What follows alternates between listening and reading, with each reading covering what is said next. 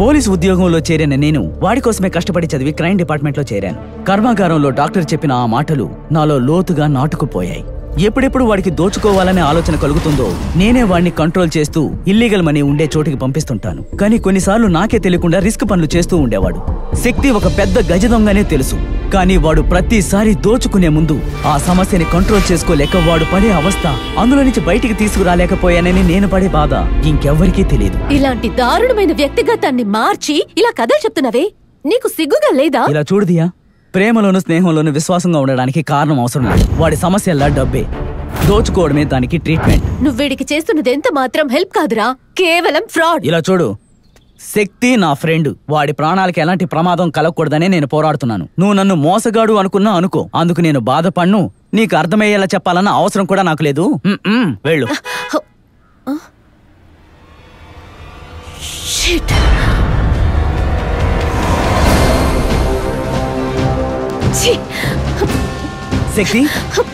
శక్తి,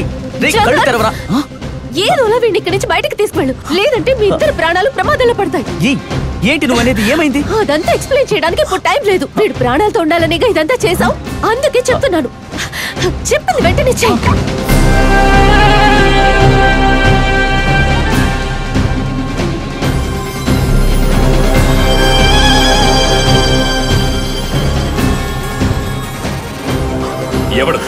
ఎవడు వాడు? అడ్డంగా నరికేస్తాను. ఎక్కడ? నా డబ్బు మీద చెయ్యి పెట్టిన కుక్క.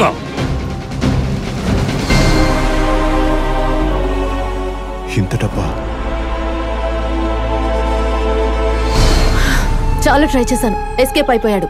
ఇప్పటికి మీ డబ్బు మాత్రం దొరికింది. త్వరలోనే వాణ్ణి కనిపెడతాను. వాడిక్కడ ఉన్నాడని తెలిసిన వెంటనే నాకెందుకు ఫోన్ చేయలేదు? నేనే లేపేసి ఉండేవాడిగా. ఏం పీకుదామని వచ్చావు వాడిని పట్టుకోకుండా? నిజంగానే వాడు తప్పించుకున్నాడా, లేక వాడి దగ్గర డబ్బు తీసుకుని పారిపోమన్నావా? నీలాంటి చేతకాని దానికి పని అప్పగించద్దు అని చెప్తే వింటేనేగా వాడు. సరే, నీ సంగతి తర్వాత చూస్తాను. రేయ్, మొత్తం డబ్బంతా తీ.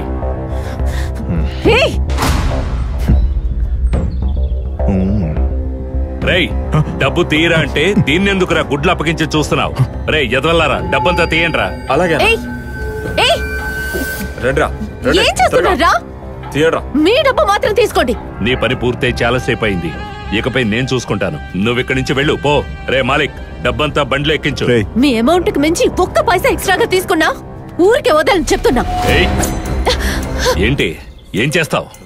మర్యాదగా ఇక్కడి నుంచి బయటకు వెళ్ళిపో, లేదంటే కోసేస్తాం. లేడీ సూపర్ స్టార్ లో పోజ్ ఒకటి. ఒకటిని వదిలిపెట్టకూడదు, అన్ని తీసుకోండి. ఒక్క నోటు వదిలిపెట్టారంటే నరికి పారేస్తాను. తొందరగా తొందరగా కట్టు కట్టు కట్టు, తొందరగా పనిచేసుకో. కానీ మొత్తం అంతా బండ్లో పెట్టండి. త్వరగా రా, తొందరగా రారా. నేనప్పుడే చెప్పాను, నా డబ్బును ముట్టుకున్న ఆ కుక్క ఎక్కడున్నా వెతికి కనిపెట్టి అడ్డంగా నరికే వరకు వదిలిపెట్టను అని. రా రా రా రా, తొందరగా ఎక్కించు. ఎక్కించు ఎక్కించు. జాగ్రత్త. రేయ్, మీరంతా షెడ్కి వెళ్ళిపోండి. అలాగే. అలర్ట్ మెసేజ్ తర్వాత రిలేటెడ్ డివిజన్ నుండి ఎక్కడి నుండి ఎవరెవరికి ఏ టైంలో కాల్ చేశారని చెక్ చేశారా? Yes sir. మన వాళ్ళ అయితే వాళ్ళు ఏ ఆపరేషన్కి సంబంధించిన వారు వాళ్ళని ట్రాక్ చేసి ఆ హిస్టరీ నాకు ఇవ్వండి. Don't delay. సార్, కాల్స్ అన్ని ట్రాక్ చేశాను సార్. మధ్యాహ్నానికి అంతా ఇన్ఫర్మేషన్ వచ్చేస్తుంది సార్. గుడ్.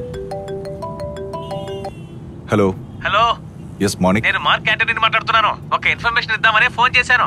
మీరు వెతుకుతున్న pirates of the Caribbean AP76 J5000 car లో బైపాస్ లో వెళ్ళిపోతున్నాడు సార్. మీరు ఇమీడియట్ గా వెళ్ళారంటే వాడిని అమౌంట్ ని మీరు లాక్ చేయొచ్చు. అర్థమైందా? నువ్వెవరు? నేనెవరని అడిగిన మొట్టమొదటి వ్యక్తివి నువ్వే. Indian express of digital India.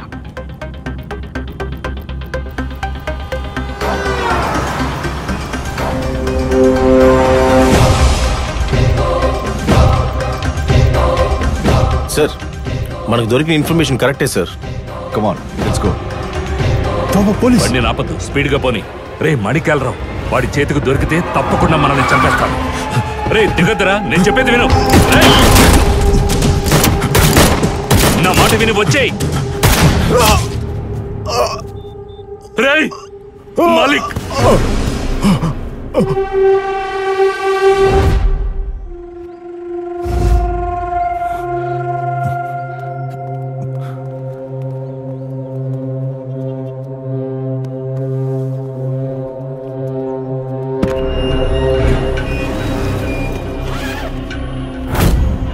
Sir ఈ డబ్బుని తీసుకెళ్లి నేను చెప్పే చోట్ల సేఫ్గా పెట్టు. Okay sir.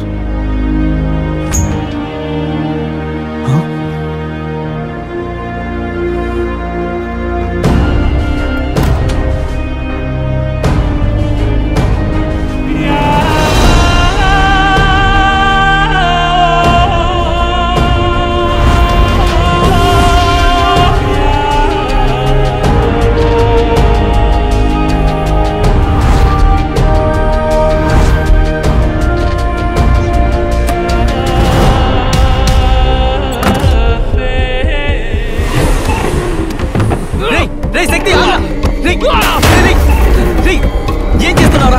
కొంచెం ప్రశాంతంగా ఉండు. శక్తి ఎవరా తీసింది? డబ్బెక్కడా? డబ్బెక్కడా? చెప్పరా, నాకు డబ్బు కావాలి, చెప్పు. నువ్వు హాస్పిటల్లో ఉన్నప్పుడు చెప్పావే ఒక అమ్మాయి దియా, తనేరా మనల్ని ఇక్కడి నుంచి పంపించేసింది.